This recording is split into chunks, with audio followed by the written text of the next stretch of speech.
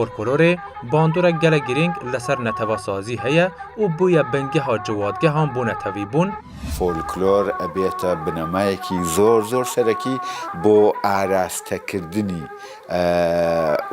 دانشتوانی کۆمەڵگەیەک بە ئەوای پێ بڵێن سەرەتا وەکو نەتەوەیەک. هەر نووسەرێکی کورد، هەر شاعرێکی کورد، شارەزای ئەدەبیاتی فولکلۆری و زارەکی میلەتەکەی خۆی نەبێ، بەڕاستی لە نووسیندا هەمیشە قەڵەمەکەی دەشەلێ لەنگە. گلو اولاتین کولونیالیستی و داگیرکرین کردستانی جبوک و چاندا کردی بدزم بکن یاخا چقا سرکوتی بونه و چنده کارینه بدزم نه ترکاتنی عربا جی دزیه فارسا جی همو تشتی کردی کریه مال خو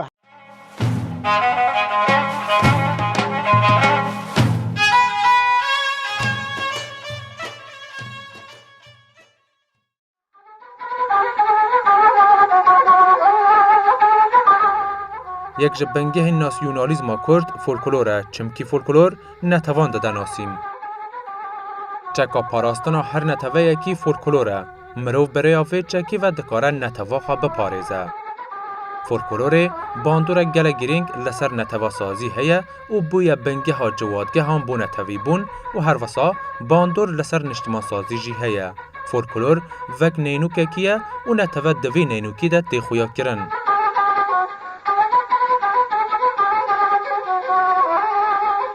مرف تیکه و نابلی کولینا مرف درینه کو برهمین فولکلورا کردی تأثیره که پر مزن ارینی لمرف دکن اینجا چه زارو که کو وان چیروکن فولکلورا کردی وان مسلو کو لقمو کو پیکنو کو گوتنه پیشیا ای فولکلوری کو وانا کا بخوینه های جه هبه او لاوکت که به کورایا تاریخی وقتی که کورایا تاریخ میجو وش اخی لیکولین لسر خود که لسر بابو کالی خود لسر ملت خود لسر ولات خود که اینجا انسان کو هایوان ج فولکلورا وان تو نبه نزانن خواناز ناکن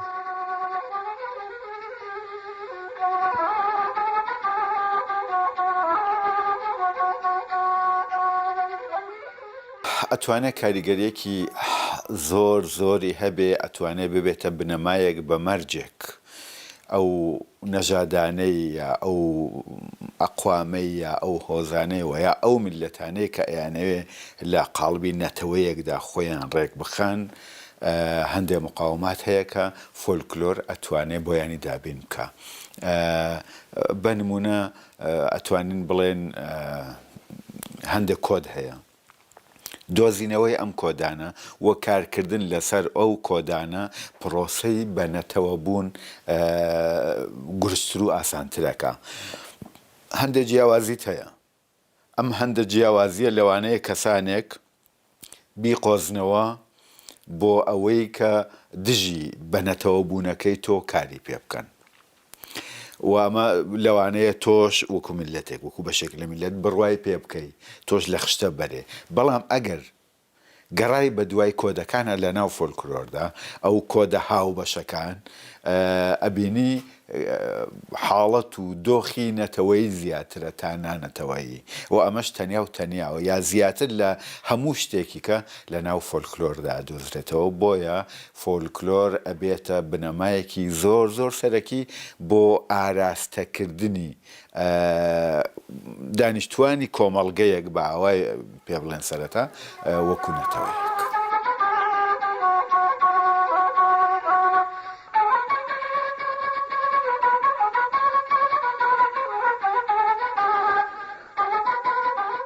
فولکلۆری کوردی دابەش دەکەین بەسەر چەند بەشدا گۆرانیەکان کە گۆرانی حەیران و بەیت و لاوک و سیاچەمانە و هۆرە و بەشێکی دیکە لە لایلایە و ئەوانە لە خۆ دەگرێ ئایا بزانین ئێمە لەوێدا چەندە ئاوڕمان لێداوەتەوە لە لایلایەکانی دایکاندا ئێمە زۆر جار دەبینین باسی دیلی و کۆیلەی سەوساوی ئەو میلەتە کراوە، باسی زوڵمی زاڵمان کراوە، باسی لە گۆرانیەکانماندا باسی خۆڕاگری کراوە. بەڵام ئەمە لە بیتەکانماندا وەختێک تۆ بیتی باپیراغای مەنگڕ و بیتی ئسمایل ئاغای سمکۆ دەخوێنیتەوە یا گوێی لێ دەگری، دەبینی ئەوانە لە حەماسەی کوردیداوە لە بەشێک لە مێژووی نەتەوەی کوردیدا دەورێکی چەندە کاریگەریان هەبووە. لەلایەکی دیکەوە ئێمە ئەگە وەکو بەردی بناغی زمانی ئەدەبی سەیری فولکلۆری کوردی بکەین، بەڵێ فولکلۆری کوردی ئێستاش هەر نووسەرێکی کورد، هەر شاعرێکی کورد، شارەزای ئەدەبیاتی فولکلۆری و زارەکی میلەتەکەی خۆی نەبێ، بەڕاستی لە نووسیندا هەمیشە قەڵەمەکەی دەشەلێ لەنگە، چونکە شارەزای چۆنیەتی داڕشتنی زمانی کوردی نییە. کە من زۆر زار پێیان دەڵم ئەدەبیات بۆی کە بزانن زمانێکی بەهێز و دەوڵەمەندتان هەبێ دەبێ شارەزای فولکلۆر بن، دڵنا ئایرە بابەوە تاکەی ئەمە نا، ئەو بەو معنایە تۆ لە فولکلۆردا بچەقی، لە فولکلۆردا بمێنیتەوە، ئەو بەو معنایە تۆ بەردی بناغی زمانەکەت بە پتەوی دانێ، کە وەختێک بە وەکو بەردی بناغی زمان ئێمە باسی فولکلۆر دەکەین، بەڵێ دەورێکی گرنگی هەیە لە پرۆسی زمان سازی و پرۆسی مەسەلەی زمانیش ڕاستە و خۆ پەیوەندی بە نەتەوە نیشتیمانەوە هەیە.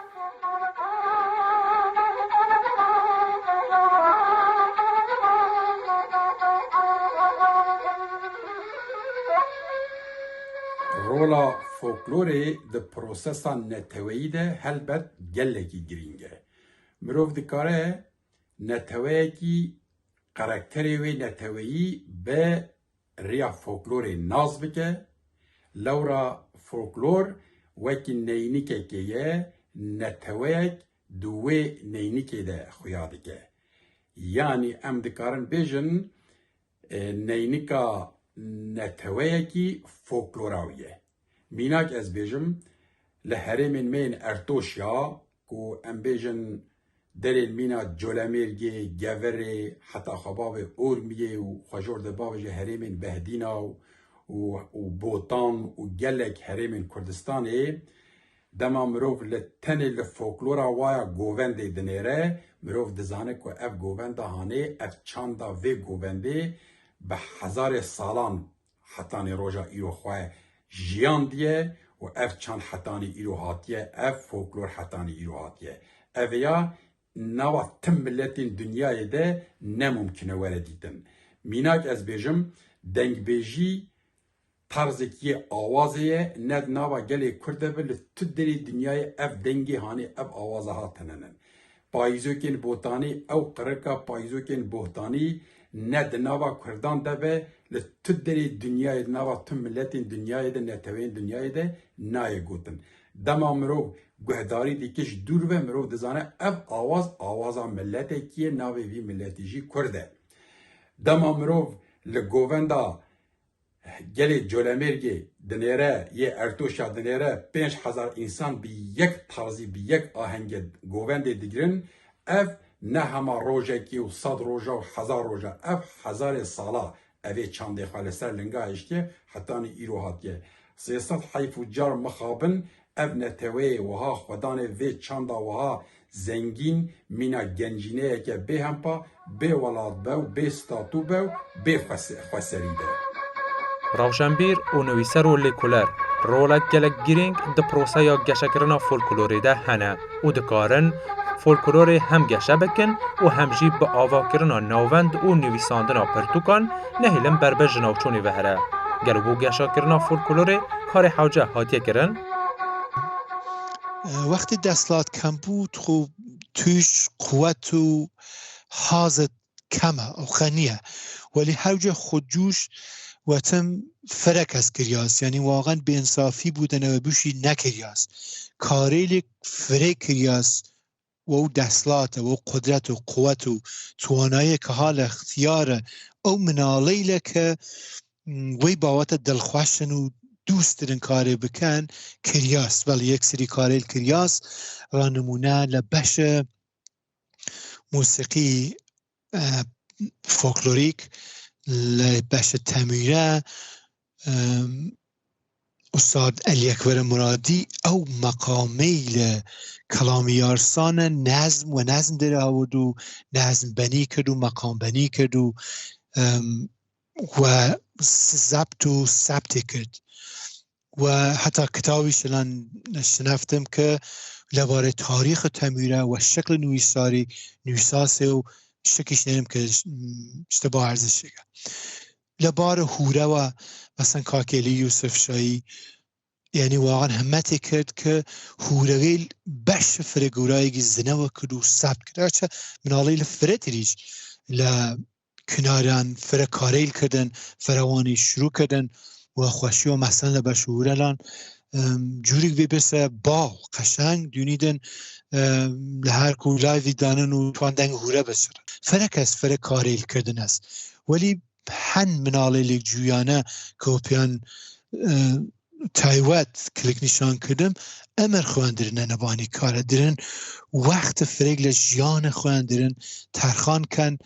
که یک کار ماندگاری بکن کاری بکن که شنوپایان روشن بود و دیار بود.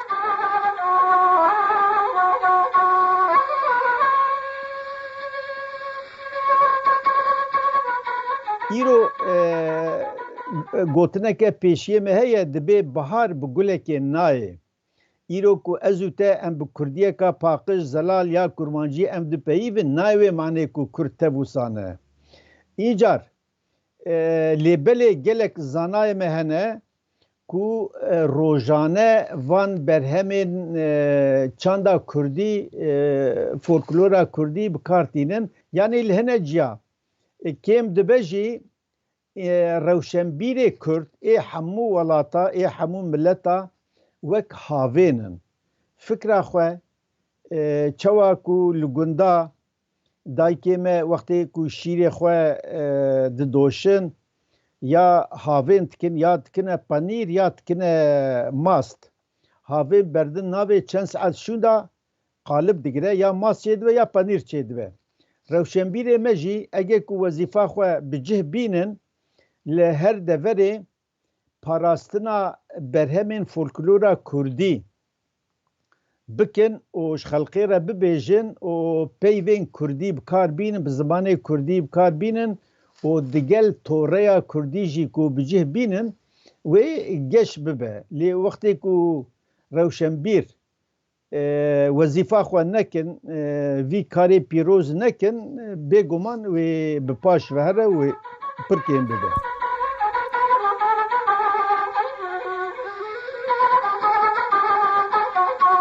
طبیعی کو ولاتن کلونیالیستی آخا کردستان داگیر کرنه وان به بردوامی حال دایر لسر چاند ویژه و مروف بگشتی بیژه لسر فولکلورا کردی خبات بکن و بدزن و هر وصاب بکن نیاخه. دبشه که ده ما دگر لیکولران و نویسران پرسی و ما او پرسیاره لیکر آخو دولتین داگیرکر و کلونیالیستی ینکو آخا کردستانی داگیر کرنه چقاس کرن کارین فولکلورا کردی بدزن و بکن یاخه نه ترکا تنی عربا جی دزیه فارسا جی همو تشتی کردی کریه مالی خو حتی جاره که ملجی که خوند چند سال بره هنک عالم فارس چونه با سروک دولت از باورد که موشاقی علی خمینی بویه جره گوتنه و زمان فارسی کر فارسیا جدید و مالا زمان مخرا کر همو پیو عربی کتنه ناوی جوان را گوتیه مرق نکن حتی که کردی هبه تشتک بفارسی نایه اینجار وقتی که ام درینن مثلا من لیکولین کریه دنا وان ولاتین کج سوویت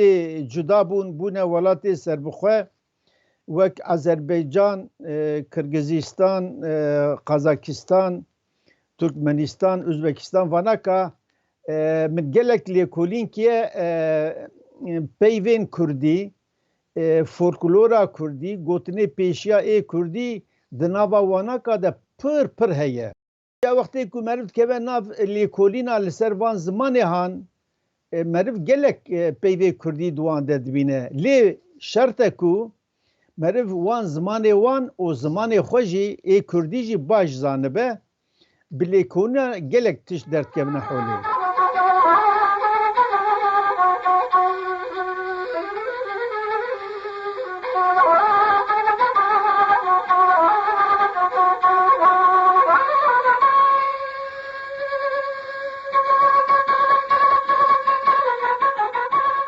ئەوان نەیانتوانیوە فولکلۆری کوردی لاواز بکەن هەرچەند هەوڵیان داوە بەشێکی وەکو ئەدەبیاتی شەفاهی ئێرانی مەسەلەن بە تایبەت لە ئێران لە باکووری کوردستان کە ئیتر هەر حاشا لە هەموو شتێکی کراوە لە ڕۆژاوای کوردستان حاشا لە هەموو شتێکی کراوە لە باشووری کوردستان وەکی باسم کرد لە بەیانی یازدەی ئادار بەرەوە ئەولایەوە و بە تایبەتی چونکە هەر لە دەستوری عێراقیشدا ئیعتراف بە زمانەکە کراوەکو زمانێکی ڕسمی لێرە زیانی هەربەر نەکەوتووە ئەگە پشت گوێش خرابێ خەتای خوێندەواران و شاعیران و نووسەرانی خۆمان بووە ئەوەی مەترسی لەسەر زمانی کوردی دوای ئێرە هەبێ باسمی ئەو دوو پارچەی دیکەمان کردکەیدی لەوێ هەر بەداخەوە دۆخەکە زۆر زۆر نالەبار بووە لە ڕۆژهەڵاتی کوردستان دۆخەکە زۆر سیاسیانە چوەتە پێشەیە ئەوان نەکەر مەسەلەی فۆلکلۆر ئەوان هێرشیان کردوتە سەر بناغەی زمانی ئێمەش هەتا ئێستاش ئەوان وەکو لەهجەیەک لە زمانی فارسی یا ئەگەر زۆر زۆر لوتفکەن وەکو زمان نایی بێنن وەکو زمانێکی محەلی باسی زمانی کوردی دەکەن ینی زمانی ناوچەیەک کە سەر بە فارسانە هەر ئەوە وای کردووە زیانەکە لەوەدایە ئەوە وای کردووە بەشێکی زۆر بەداخەوە لە ڕووناکبیری کورد لە خوێندەواری کورد وەکو فارس دەڵێ پێی ئلقابێ ینی لە مێشکیدا بچەسپێ لە بیر و باوەڕیدا بچەسپێ کە زمانەکەی توانای دەربڕین و توانای نووسین و توانە گەیاندنی نییە زمانێکی لاوازە بۆ زۆر زار بۆ سوکایەتیکردن بە زمانی کوردی کتویانە بۆ هەر زمانێکی فولکلۆریە زمانێک نییە دەرەقەتی نووسین و خوێندنەوە بێ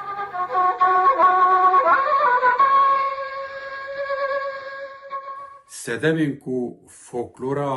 netewyan ya jî em bêjin taybetî folklora gelê Kurd ber ve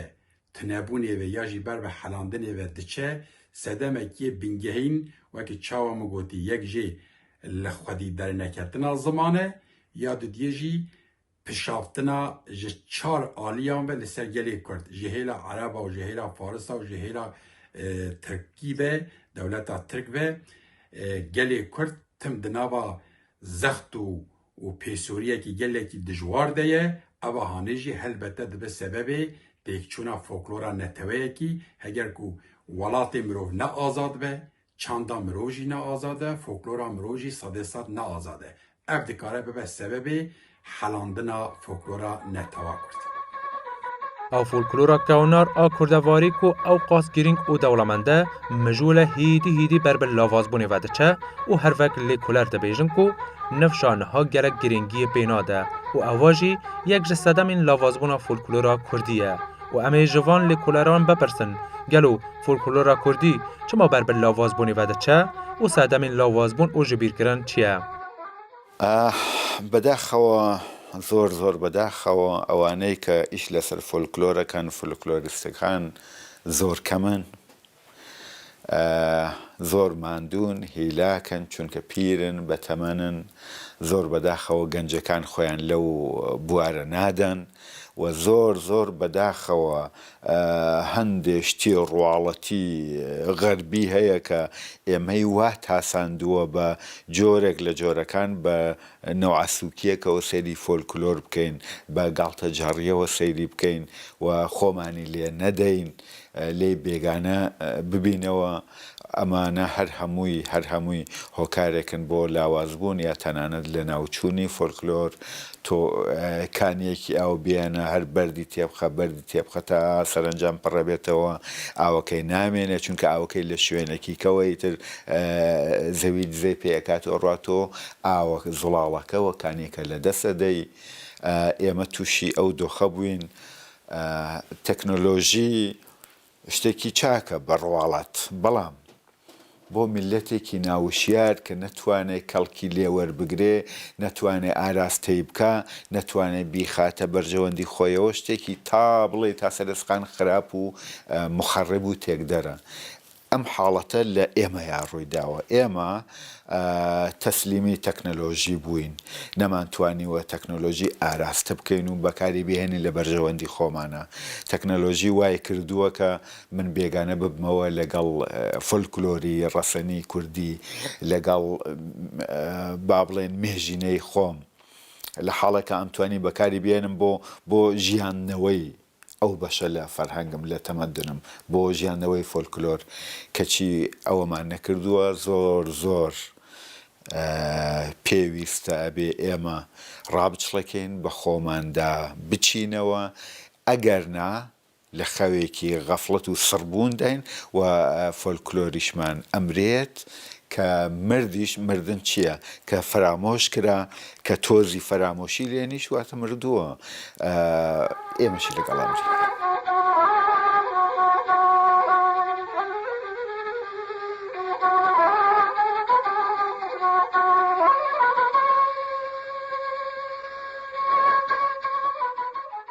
فرامۆشی چین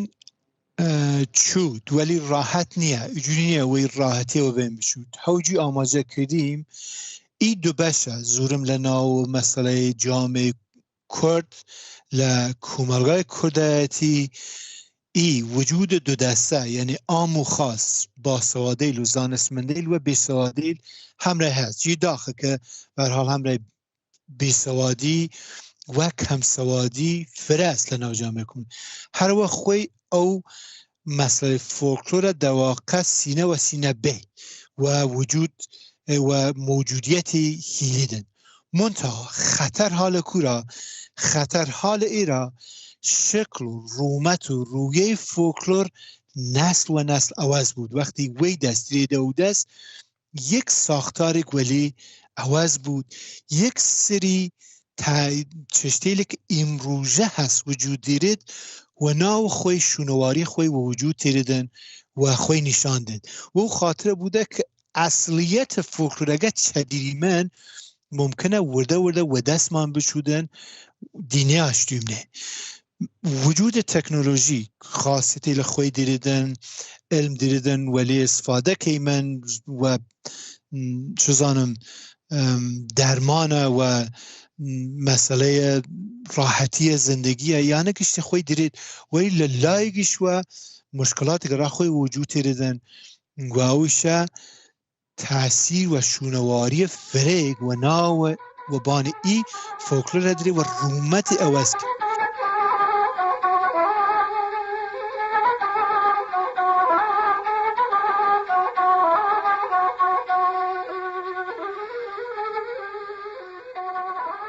د تمامین فولکلورین دنیای ده دایکا فولکلوری یا جی امبیژن بنگهی کو فولکلوری خودی دیکه و روناهی و شوق و شمالا فولکلوری آخفتن و خودی درکتنا زمانه. هگر کو زمان جواکه کی زمان نتوه کی برب لاوازبونه و هره او تیکچونا زمان دکاره به سبب تیکچونا فولکلوری، دکاره به تیکچونا عرف و عادت نتوهی. گلک نرخین فولکلوری یه نتوا ده همبیزا زمان ده تی پاراستن. پیوسته ام هاجوه هبن، لورا هگر ام هاجوه تنبن فولکلور جی هل بد وی بر به حلاندنی و هره و یادو دیجی دجمن ما فولکلورا ما ددزه دیکی یا خواه و مورا خواه لیده و موتیفین مین فولکلوریک به همون نقش و نقوشین خواه مورا خواه لیده دیکی مالی خواه. پیوسته ام ده هلا فولکلوری دی گلکی هشیار بن کو نرخین مین 1000 سالا دجمن ما جخوره تالان و ایران نکن.